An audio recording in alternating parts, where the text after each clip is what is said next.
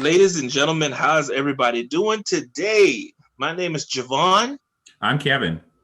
And Kev, I saw a good movie a little while back Mhm. on Netflix, another Nollywood favorite. This one is called Chief Daddy. It came out in 2018. Let me see if I can get this name right. The director is Nai Akinmolian.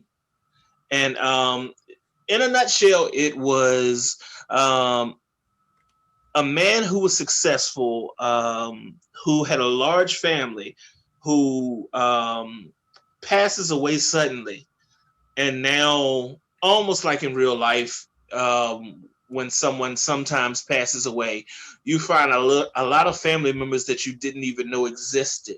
A lot of people come out the woodwork. Some people with interests that may not just be innocent, and it's a delightful little, funny, I think, tale about how differences have to come together when the time is right for them to.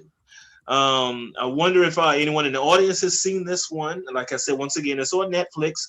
So what we'll do is, Kev will take a break and give you a chance to check this one out. And you all in the audience, if you will, as we've done before, please stop this video, go and watch Chief Daddy, and then come back, press play, and we will begin.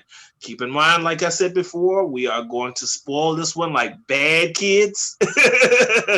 So we're going to take a moment, and when we come back, we're going to open the egg that is Chief Daddy. All right.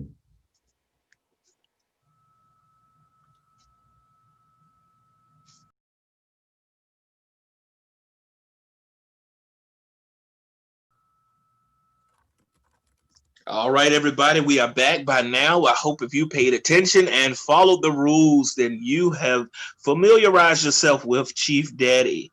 Kev, by now you have checked it out and seen how awesome this film is and all of its splendor. Let me know just overall of what you thought about the film. So overall, I kind of felt like I was not in the target audience for this one. The main thing, which probably wasn't the fault of the people who actually made the movie, was that I mean, you warned me before about there are portions of a Nollywood movie where it's like they're not speaking English. Oh, okay. Right, right. There was a huge portion of this one where when they weren't speaking in English, it wasn't translated in the captions. So it would say something like speaking in foreign language. Right. There's a lot of times that happened. There was one character who did that all the time. So I Yes. wondered, am I missing something? So that kind of took away a little from me getting into it, just because that was more of a distraction. It cleared up towards the end when the funeral director showed up. Then they started translating everything. So that's why I think Yes. there were probably some other person who started to become involved at that point in the whole translating captions. Mhm. Like I said, I mean, if I were in the target audience, it wouldn't matter because I would have understood the whole thing altogether. But it was more of a distraction. But I think in general, there were pieces of this movie that I felt it was maybe too much of. Namely, how many characters. There were lots and lots of characters, although I get the point. And connecting with how you introduced it, yes, lots of people do show up for things. Right. So yes, that happened. Lots and lots of people. I just think with a number of characters that did show up, I think some of them were underutilized, and so that kind of made things drag a little bit. There were some characters where I felt they had some important functions that they ended up not really doing those functions because we were still introducing people or spending more time on some other things. So I think that was an issue. I think the way there were things towards the end that I thought dragged, especially when the ceremony came up. Oh There were yeah. portions of that ceremony. There was a lot going on. There was the humor involved with the people not getting paid. There was Right. the MC getting interrupted. There were the multiple dance-offs. Yeah, there were Yes. several dance-offs. So I think there was a lot going on. I think some of that could have been trimmed a little bit to, I guess, get to like the point. And then there were other plot points that I felt were kind of glossed over in that there was so much time spent on, well, there was some time spent on, his last Chief Daddy's last wishes that were right. in his codicil, basically. Family, you got to get along, or else no one gets the money. Right. But that ended up not really mattering. So that kind of made me like, why'd that happen? Right. Now, the acting I thought was pretty good. I think those family dynamics were portrayed very, very well. Especially the whole people showing up out of nowhere, and you're wondering what is their motivation for any of this, and then how do you manage that? And then Chief Daddy was a very complicated man, so he had lots and lots of family things going on, multiple families, multiple wives, multiple children, all kinds of things going on. So the chaos that kind of situation would cause, I felt was very realistic. So I think that was very true to life. I have seen complicated family dynamics showing up when someone dies before my own family. Yeah, very true, very true. So that worked. So that's my general feeling. There were some things I thought it was too much of, some things that I thought there were too little of, but I think that what I said before, talk about themes, I think themes were done very well, very true, and very realistically. I feel the same exact way. I feel like it touched a lot of points about things, about when it comes to family and them getting together and them not always agreeing, but having one common cause to finally try to meet somewhere in between. This movie starred a colorful list of characters. And just to run down a couple of the names and maybe hear what you thought about each one. To begin, we were introduced with Madam Pat and chauffeur Donatus. Madam Pat was kind of the woman who was running the affairs of the house as a whole, checking and making sure that the cooking was right, that the cleaning was being tended to. I think that they were having some engagement later on that day, so everything was, having to be stirred up about that. They were also preparing Chief Daddy's breakfast, so she had to make sure that that was, as it was supposed to be. And then she goes outside, I think, and she meets chauffeur Donatus, who is the person who travels, who makes sure that Chief Daddy gets to where he needs to.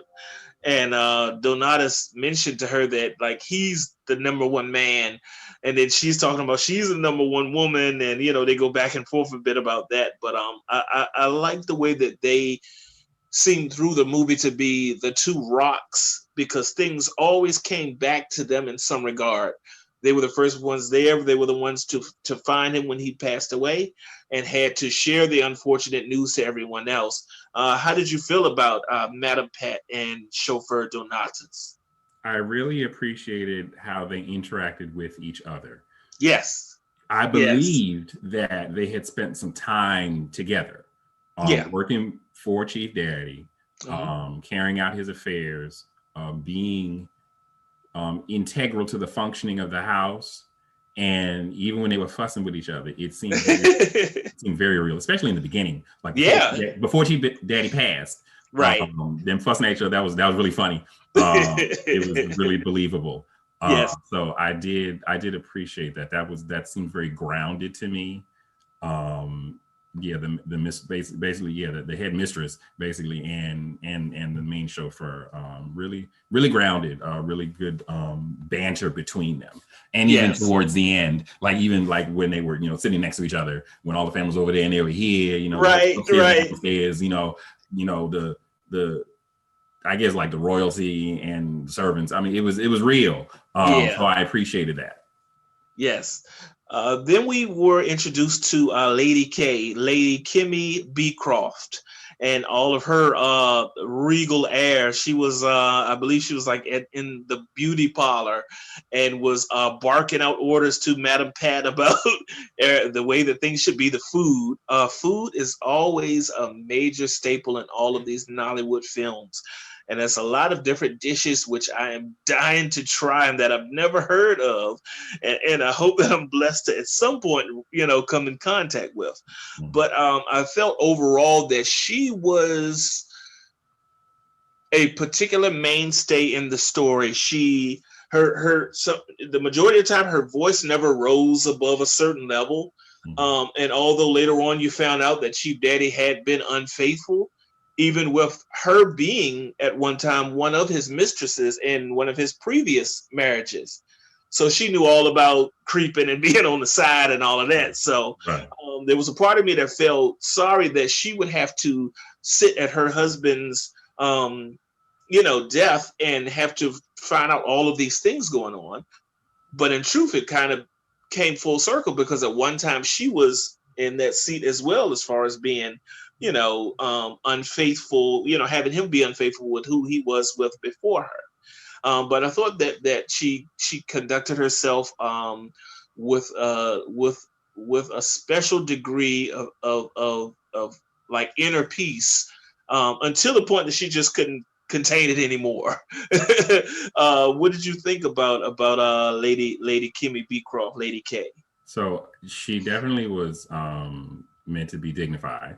Yes. I think I got a real sense of her trying to hold on to that dignity towards the end, especially with one of those two dance-offs where they had like all the wives. Right. And she was, I sensed that she was trying to maintain not only her own dignity, but just the dignity of her husband.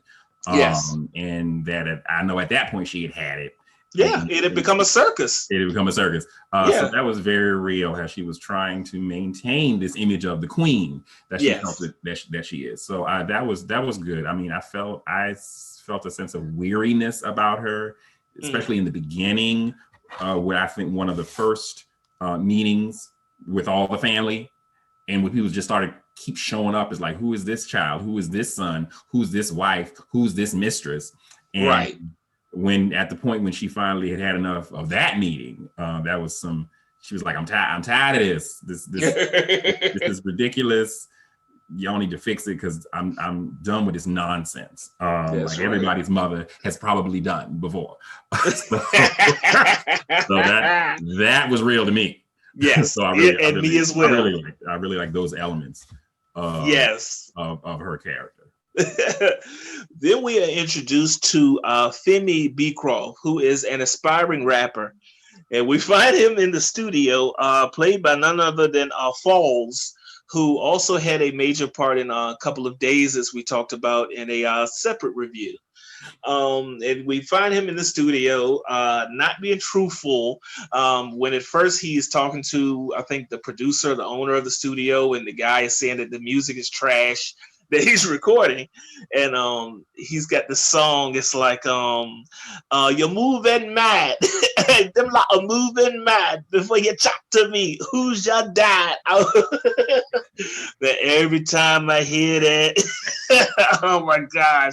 So then he is talking to like one of his girlfriends or something, and she's asking what did he think about, what did the guy who owns the studio think about his song and everything. And now he's like, oh, he thought that it was great, and he wants to produce me and all of this, which wasn't true. But he becomes one of the largest characters in this whole tale, just by popping up at the most odd moments, adding his 2 cents. He's speaking in this type of like broken English that's part supposed to be like hip hop, and then it's part, with his own dialect, and then it's like some English like slang and all. So I definitely thought he was one of the most colorful characters that the film had. What did you feel about Femi? I felt with Femi, I felt some of his involvement in the plot could have been trimmed back a little bit. But I agree with you. The color was good. I mean, even though I feel he was he's kind of a clown, but he was also, he definitely had a healthy self-image. Yes. With his rapping, that I don't. Right. Maybe it wasn't meant to, because I know the actual person is accomplished, but maybe it wasn't meant to be like, he wasn't meant to be a rap superstar. I think he wasn't meant to be one. Yes. But in spite of that, how much confidence he had in himself. Right. That back to the conversation you said he had with his girlfriend, where the serious music heads panned his rap. And he was like, oh, no, it's good. He's doing that. He's carrying on throughout the film doing the rap thing. Yes. We know that he got himself a spot in the funeral program. Right. But he was committed to it. So that was Yes. that was nice. It was fun. Yes. So I think there was a little too much of him. But what was there gave the movie, I think, some humor that it needed. Yes. Because there was a lot of, I think, angst in it, which again, it's family with a huge family with a complicated man. So there's gonna be that tension. So I think he, even though there was a point where he was trying to defend what he thought was his rightful place as the firstborn. Exactly. He had a little bit of tension in there, but in the rest of the movie, he was a fun character. Yes. So I appreciated the fun that he brought to the otherwise serious elements in the movie. Yes, and I think that he had one of the best character arcs, because for the majority of the piece, he was money hungry, and he didn't even give himself a chance to grieve over his father's passing. He was immediately wrapped up and invested in, I need to get this money that's going to be like betrothed to me to get my music career like it needs to be, and all of this around me, this mansion and everything, is going to be mine. And I'm like, he didn't even take a chance to breathe from his dad passing. But towards the end, he starts to lose some of that silliness and starts to slowly but surely accept and embrace some of the family members that he didn't even know that he had. Right. So I really appreciated that. Now we meet the soon to be late great Chief Daddy Beecroft. And it's funny, it's twofold with me, because I've seen situations where, and I'm sure we all know situations where, you'll have a person of power, you'll have a man who is either a king or a man who is in a top political chair, or someone who, in this case, not only holds the family together, but is the glue to the family. And sometimes this person, just to put it bluntly, isn't always the most faithful as far as their relationship goes. And this has a chance of, creating separate, smaller families and all that. And in some way, it's like, some people believe that that's supposed to be accepted, like that just comes with the territory. And there are others that also say that, no, there are men in this world, there are people in this world that don't have to fall under those decisions and mistakes, and can still be powerful individuals. So I liked how regal he was. I liked how he chose his words, just like later on when you heard him picking the different jobs that the people would carry out with his funeral procession. And the arrangements. So you knew that he was good with words. You knew that he was someone to be exalted, but that he'd also made his mistakes just like anyone else. What did you feel about Mr. Chief Daddy Beecroft? So since he died so early in the movie, you wonder how effective is the movie going to tell how important he was to everything else. I think it was portrayed very well that from the moment he died, just how important he was, how influential he was, how much he was loved by everybody. Everybody. His employees, people in the community. That was done. It was very clear.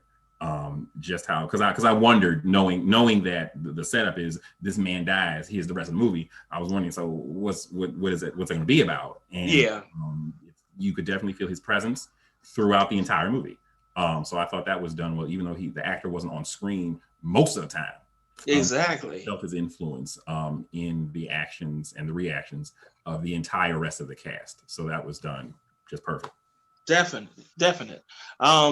Just on a side note, the Afro pop music was it was a cut above the rest. I'm nodding my head the whole movie. There were songs that were like R&B. There were songs that were like I said, Afro pop. There were songs that were telling you exactly what the people were going through at different times. But I thought the soundtrack, just like it was with Couple of Days, was very impressive.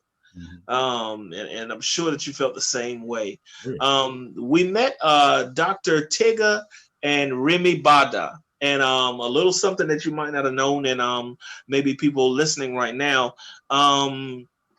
they also had a spinoff of these two characters that's on Netflix, and it's called Castle and Castle. The wife is a lawyer, and the husband, I think, is a lawyer and like a doctor. And so I think I'm like in the middle of that season, but it's I think it's like one season at least. But it's a very good series if anyone gets a chance to check it out. So it seemed like they relied on them not only for when he first passed away, but also for the way that the funeral was going to have to go when Remy had to step up as the lawyer and handle the situation. So I want to get your impression of them, and along with them, we'll also throw in his two daughters, who are Tinny and Tinu. To me, they seem like material girls in a material world. Everything was about the dollars. How did you feel about any of those characters before we move, into the remainder? So I don't remember having much of a reaction to the lawyers at all. I think their role could have been minimized. Okay. So that's kind of how I because they were there for a minute. They drove to the plays. Yeah. One of them had to leave. Right. And that was the end of the movie for one of them. The other one, she was just there to react to the other people acting crazy. So like, yeah, that could be tricked back, I think. So the twin sisters. I kind of wish the twin sisters had their own show. Yeah. Because it was kind of interesting when they were introduced with, I think, one of their shop. It was like a fabric shop or something like that. I feel like the amount of time that was spent on their business took away from moving the plot forward. Okay. So, but they were interesting, and the way they talked with each other was interesting. They really felt like sisters. Yes, they did. That's why I kind of almost wish that either they had their own show, or maybe if this were not one movie but a limited series, that they had like an episode at least where focusing on their business wasn't taking away from something else. Because that's kind of what I felt about them. After a little bit, I was wondering, okay, where is this going? Because I think it wasn't clear to me that they were both his daughters until someone came and said, someone called one of them. Right. Said, Chief Daddy's dead. That's when that was a little more clear. And then there was still a little bit more winding down the whole, okay, they're in this business together when they both got to get out and go home. Right. That's where I felt another place where I felt there was a little, what time was spent on them could have been better used to move the plot forward after we had established that not only are they sisters, not only do they have a business, but they're Chief Daddy's daughters, and now let's pack them and follow them home or do something else. So that's what portrayal was really good. They seemed like real sisters, and they were interesting people. So that's what they were.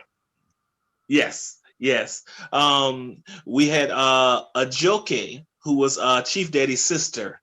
And she was the one that you were talking about who, for whatever reason, not only did she not speak English, but they also didn't put the subtitles for what she was saying. Every now and then she would kind of slip into English and then back out of it. But she was like very goofy.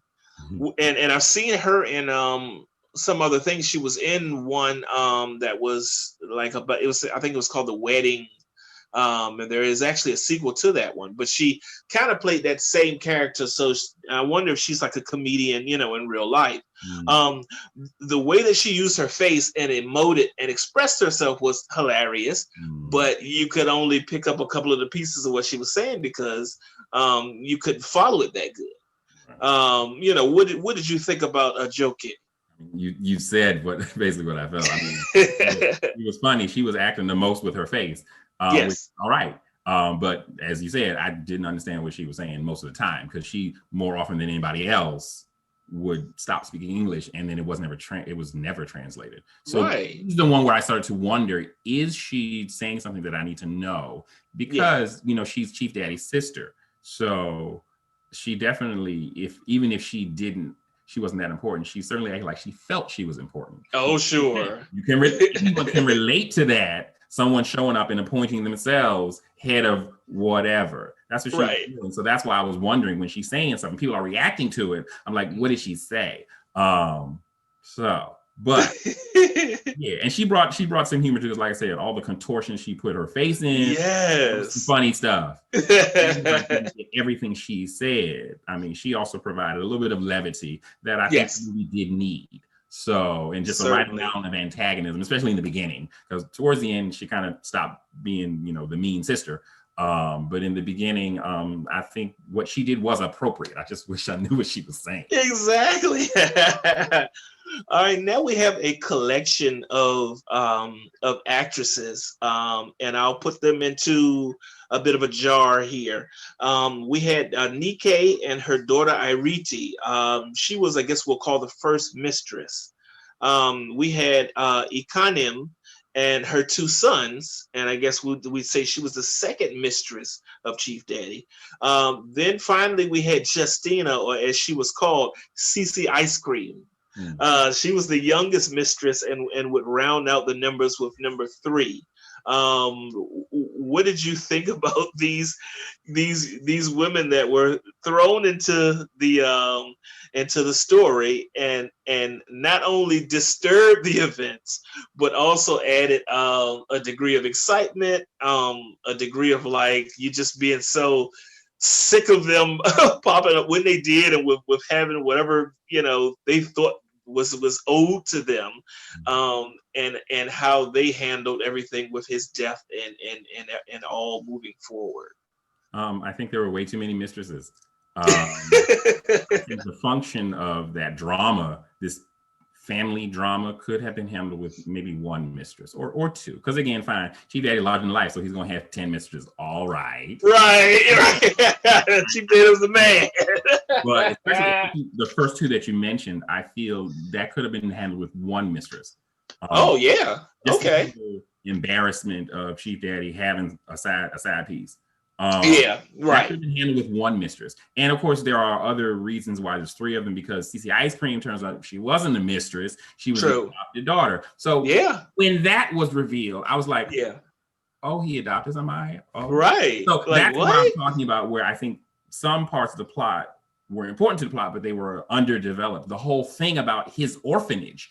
Yes. I know they mentioned it, but I kind of missed it. So when they brought it up again, I was like, oh, he got an orphanage. Right. Like, when did that happen? Interesting. And then then Cece finally, toward the end, spills the beans about, well, she's not a mistress. She was an adopted daughter, but she was too embarrassed to be known as an adopted child. And then the back of my mind, like, why?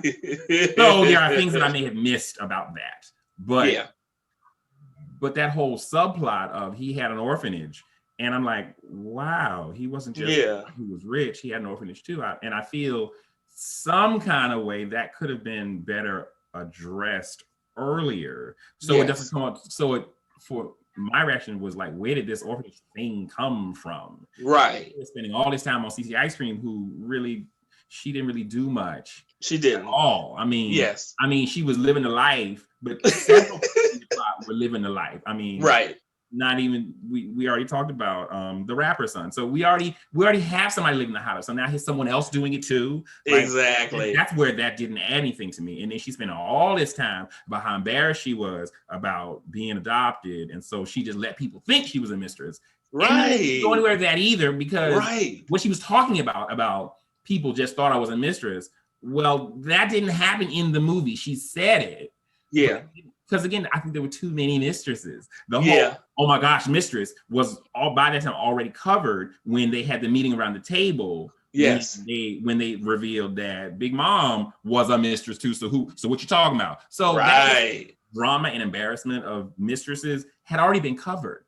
Exactly. And there was no time spent on that. And see, I don't remember it. that anyone spent any time fussing at Cece for being a mistress. Right. I remember seeing that, and that's why where I feel it's underdeveloped. So I felt could have cut her and one of the other mistresses just because it was extra things that did not contribute and did not, I felt, connect with other parts of the plot. Yeah, it was too many spices in the stew. Mm-hmm. It was a bit too many spices in the stew. Mm-hmm. Last but not least, we are introduced to a footballer who is like a celebrity in the family that they're just finding out even exists. Earlier, when Chief Daddy was alive, he was on the phone with someone and said something to the effect of he was excited for their arrival into town and to be coming to the house as soon as they got there. And you find out that Chief Daddy not only had another son besides Femi, but this son is his oldest son, and his name is Demi Baggio. I know I didn't say that right, but in some ways he kind of became the eyes for the audience because he was their window with someone who was at least kind of sane to come into this whole environment, almost like we were thrust into the middle of it and having to make whatever sense of it that he could. I like the way that that character was handled.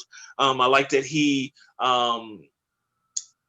had a sense of him of great accomplishment, not only with being the footballer, but also just the way that he conducted himself from the second that he hit the door.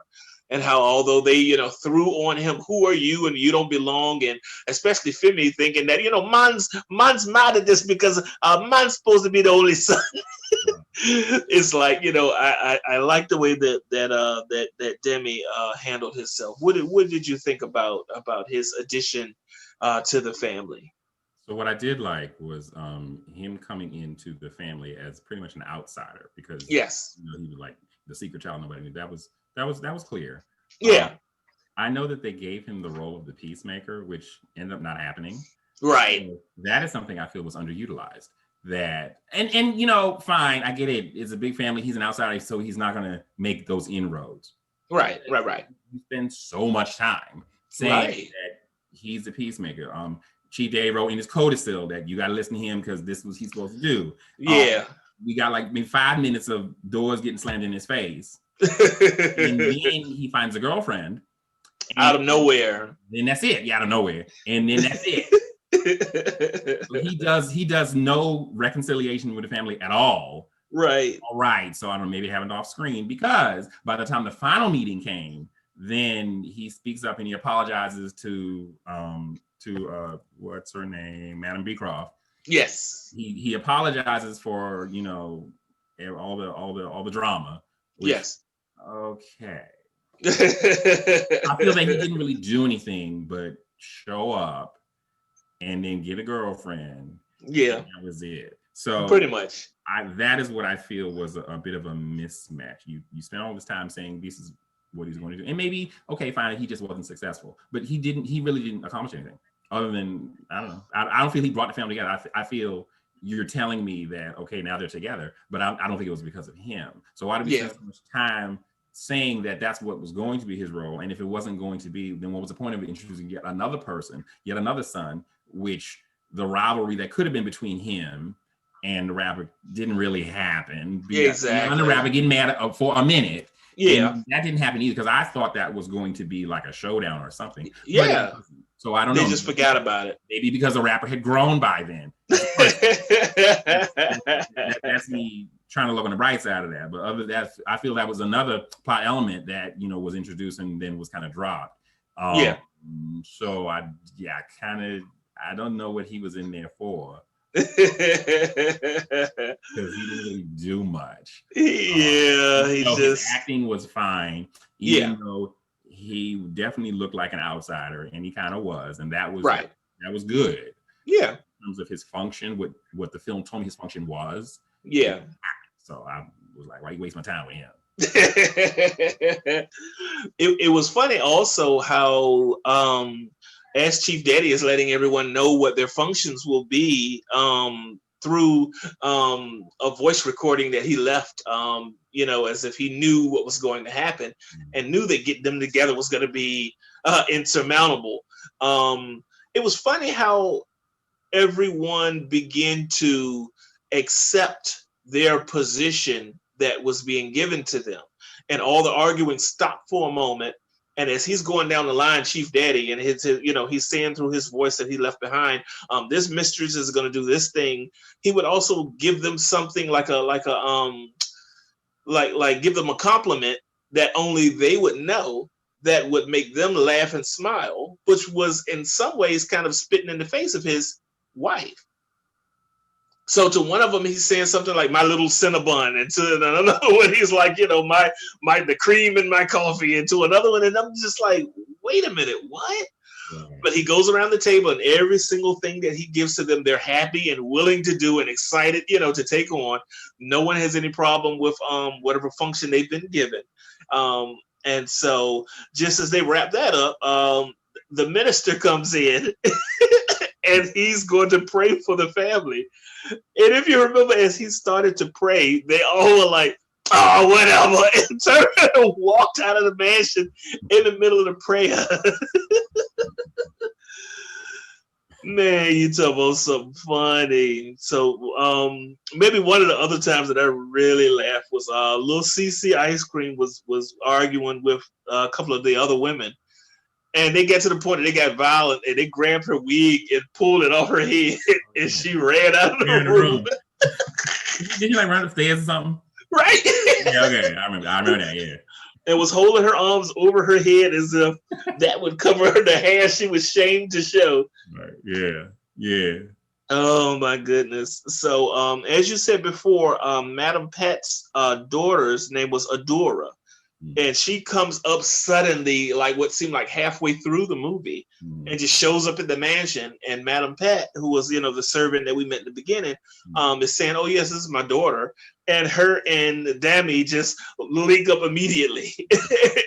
And so that was really funny. Then came the funeral day.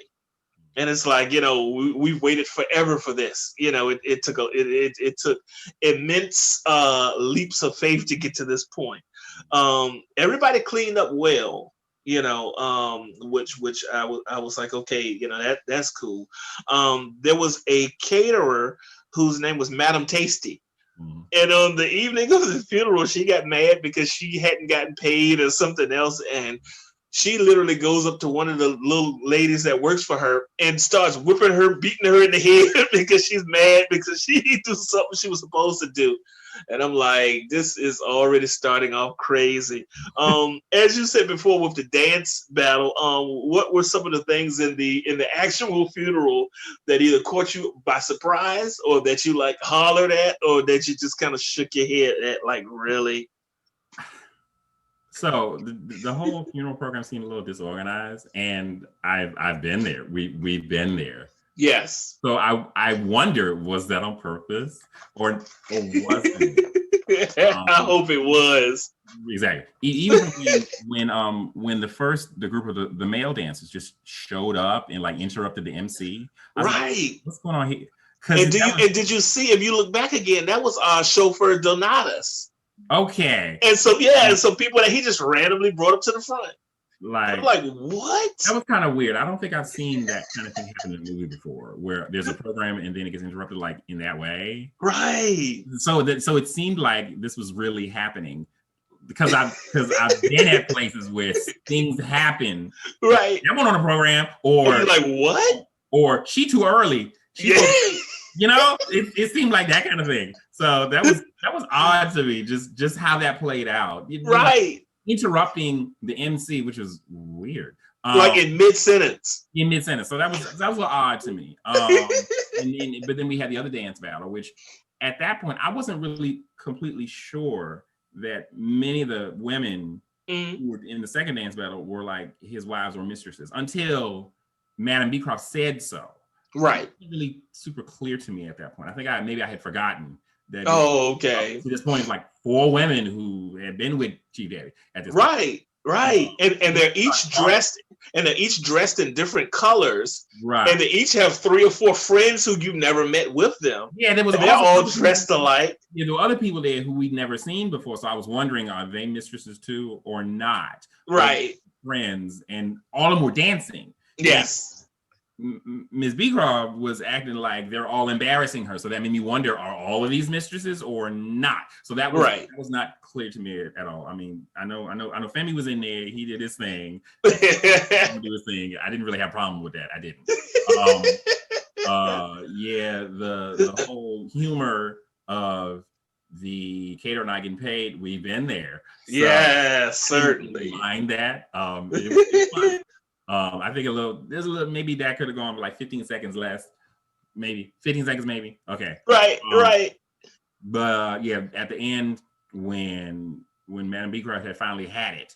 Yes. And walked up calmly up to the stage. I felt that. And I'm like, whatever she's gonna do, she's not gonna dance. Oh yeah, she's not dancing. So yeah, I felt that exasperation, that embarrassment. That's fine. So then I wondered, okay, this is the very thing that Chief Daddy said, don't you do this or no money. So I'm waiting for that to have some sort of effect. Yeah, like it didn't. So, it didn't. So that was another thing where you brought something up in the beginning where you spent all this time listening to somebody read the codicil where he says you have to get along, all of you, or no money. And it's a disaster. And they didn't stick to it.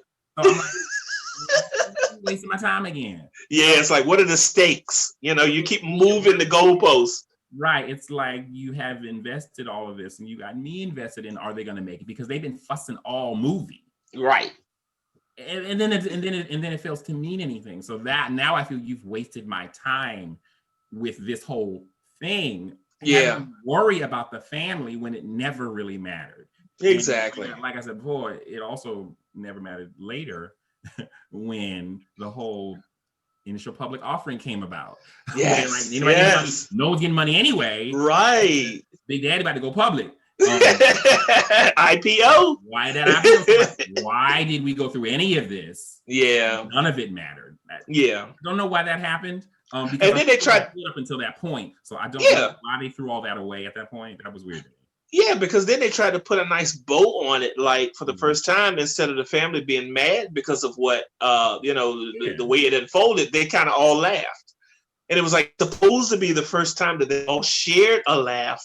Right. Which was supposed to be some big break at the end of the movie. Right. So was there a scene missing where they finally started to get along? Because I didn't see it. Right. It just except for that one conversation that CC Ice Cream had with Mistress Number 3 or whatever. Yes. They started to get along very yes. So maybe if there was a little more of that, it would have made sense for them to suddenly start tolerating each other's presence. Yeah, because it seemed like there were little cliques moving around where these two would group up. These two over here would, meet their differences. These two could never be in the same room together, but these two were okay. Yeah. And so, yes,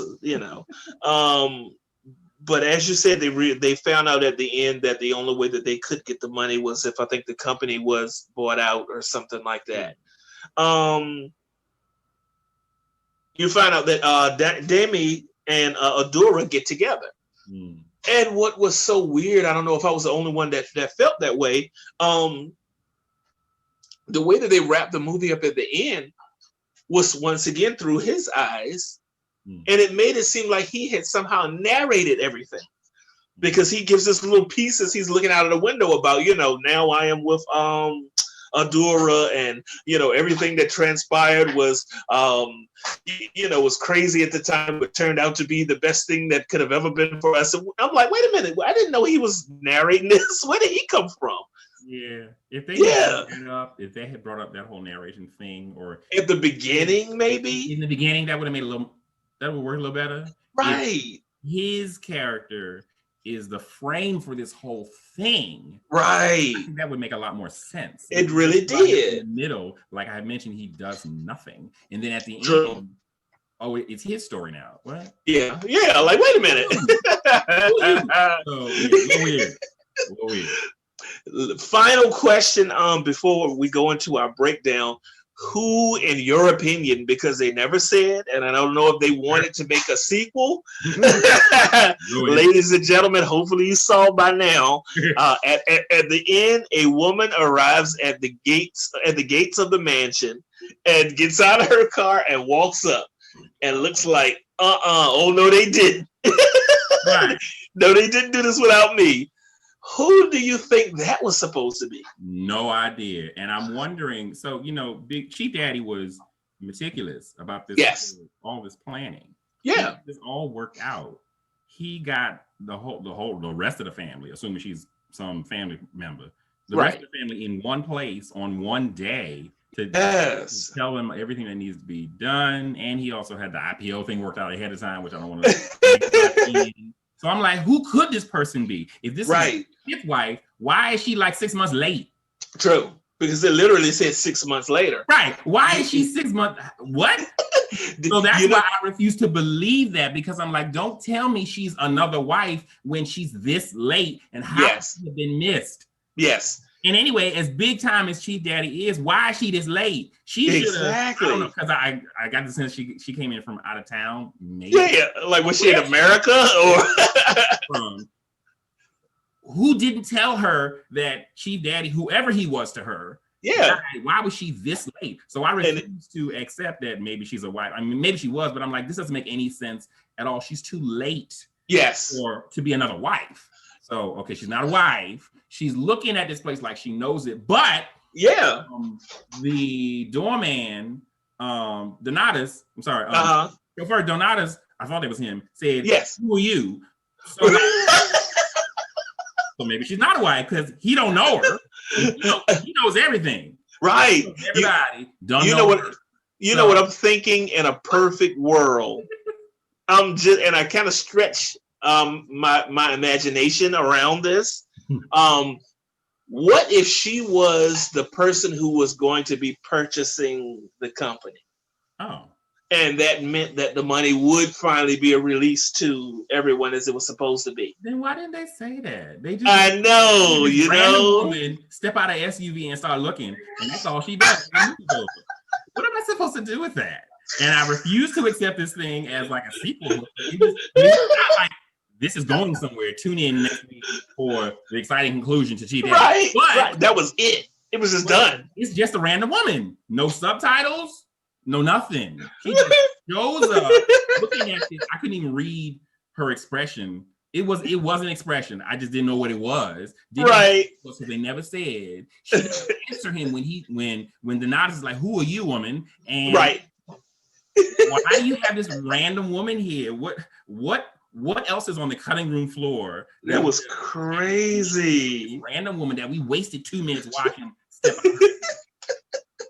It almost made me mad because I'm thinking, you clearly mean for me to understand this to be going somewhere, but you're not telling me anything. Right. You're continuing to waste my time, and this movie is over. I'm wasting my time. And it's at the end of the movie, so what do I do with this? Nothing left. We've been through all this. We know about your daddy in his philanthropic ways. We know how much he cared about people. So what could possibly this woman's role be? Exactly. It could be he's done already multiple times over with everybody else. Yes. The movie's over. Okay.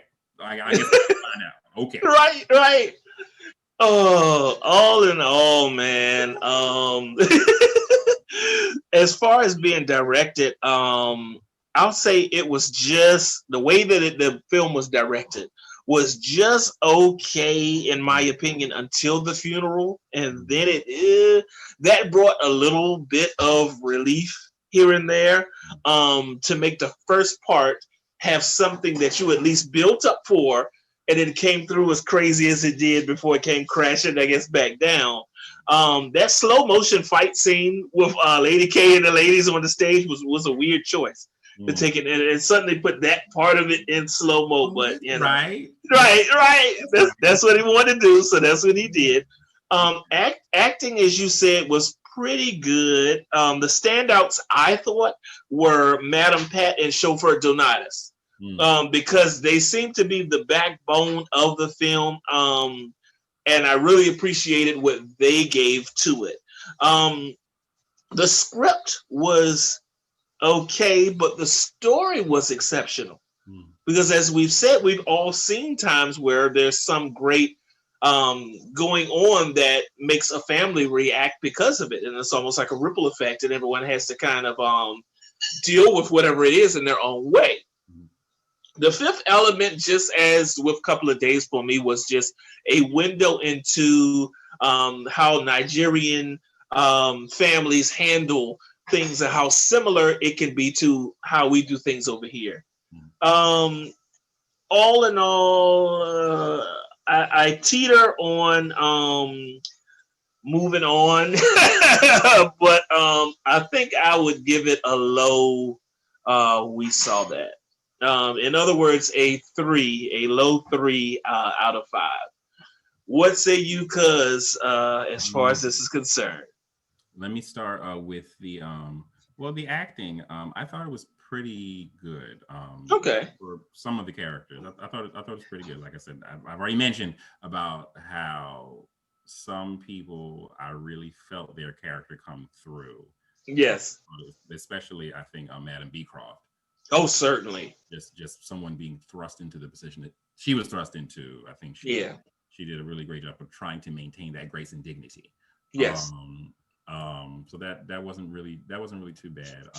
The script, um, it was fine. Yeah. I didn't really want to watch it again. Yeah. Um, and I have laid out, I feel, in exhaustive detail the things I didn't like about the plot. There were Right. there were a lot. There was, I think, too many elements that there were either too much of, Yeah. too much time spent. Um, Times where I think some plot threads were then wasted, Uh huh. and there are other like characters I felt that were underdeveloped. Um, Yeah. so that prevented me from liking more of the plot. I think there was the seed of a very tight movie in there. I think there were too many other extra elements Yeah. that kept it from being, I guess, as efficient as it I think it should have been, to Yeah. particularly towards by the time the funeral service started. That's when Yeah. I felt a lot of things just started piling up. That okay, we don't need this. There were other characters that we haven't even mentioned yet that I felt too much time was spent on. Like I think the other daughter who was supposed to be like the family counselor, sort of. Yes. He counseled no one. So Right. Right. yeah, wasted. Yeah. Um, Exactly. the two funeral people, I think the funeral directors. I, Joro. I think his name was Joro D or something yeah, like that. I Yeah. noticed them because right around them is when they started translating the subtitles. Um, Yes. they had a bunch of times where they would like stop Yeah. speaking English, but then at that point was when subtitles were translated then. So I Right. appreciated that. They were funny, which was okay, but we had already had funny from other Exactly. people by then. So I didn't need much more funny, Yeah. but it was there. So I don't know, should they have cut them too? I don't know. I think we need funeral directors, you know, Even if in a small, in the small position. role. So Yeah. no about that, but I just felt by that time there was so much extra going on that I didn't really like the plot that much. But I think a fifth element for me would be like just the whole theme of you got to try to, of the family eventually, even though I feel part of this was skipped, that the Okay. family eventually did come together. Yes. So I did appreciate that. I did appreciate the how crazy this kind of event would be. Somebody really, really important who has this huge, huge extended family. Yes, Right. it's gonna be chaos in the best of times. So that was portrayed very realistically. So I appreciated that. My final ranking, I would have to put it as we saw that. I saw it. Um, Okay. the things I mentioned, mainly the plot, kept Uh me huh. from making more. I got you. I believe that is a we saw that from both of us. Ladies and gentlemen, what did you think about the movie? Please hit us with a like, drop a comment, and subscribe if you liked what we thought about the film. It's funny because family can be the gift and in this case the curse as well. But all in all, it's the people who are the makeup of who you are, good, bad, or indifferent. and it's funny to see how some things are handled when a situation, as terrible as this arises. Ladies and gentlemen, I am Javon. I'm Kevin. And we saw that. Bye-bye.